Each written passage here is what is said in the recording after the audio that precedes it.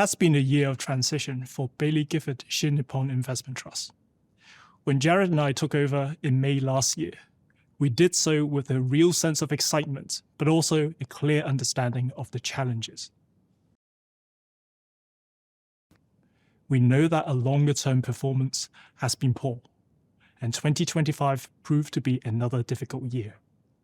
Our net asset value rose by 5.4%, while the comparative index was up 21.5%. Our style remained badly out of favor.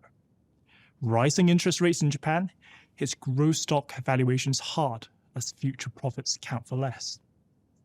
At the same time, Japan's corporate governance reforms have lifted Japan's value-orientated businesses through buybacks, activism, or takeover speculations. This is not where we play. And the weak yen, which returned to near historic lows after the October election, added further pressure on our domestically biased portfolio. The good news is that we delivered a positive absolute return in net asset value for the first time in 5 years, along with a slightly recovering share price. This is encouraging, but only a starting point. So, what have Jared and I been doing? We have looked through every stock in the portfolio. We have stuck to our growth philosophy, and we have sharpened our processes.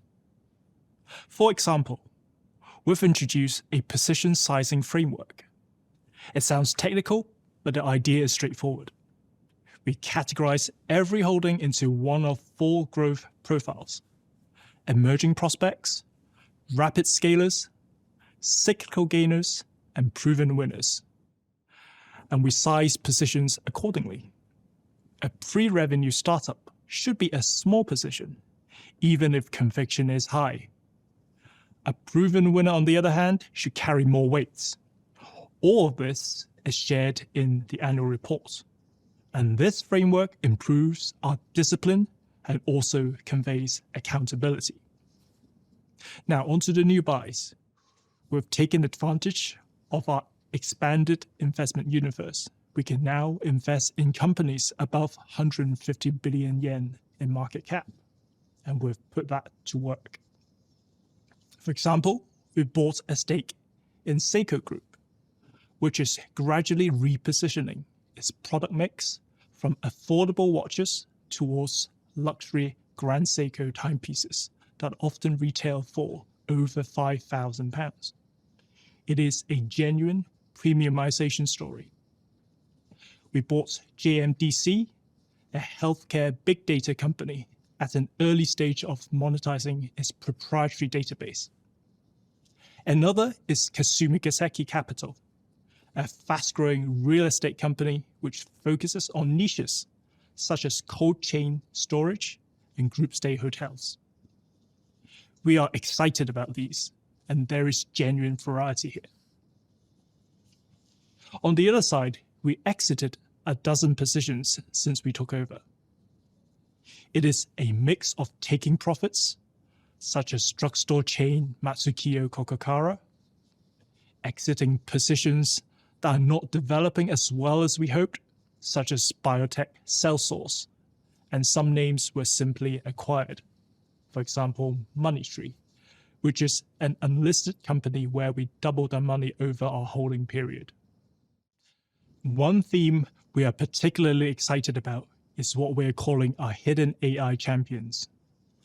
Japanese smaller companies aren't where most people look for AI exposure, but that's exactly the point.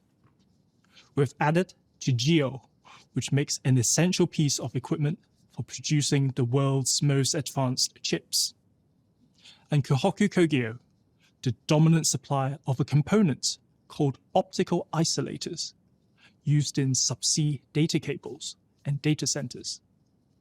These aren't household names, but that's what makes them interesting. The portfolio now stands at 63 holdings, and we are working towards a tighter range of 50 to 60. This enables a more focused research agenda and deeper corporate engagements. Nearly 1 year into my role, I'm genuinely excited by our holdings and the Japanese smaller companies universe. Now, Japan's structural challenges, aging demographics, a shrinking workforce, and low productivity are all real. But these are precisely the opportunities for our companies in the long run, and AI may well be the productivity catalyst that Japan has been waiting for.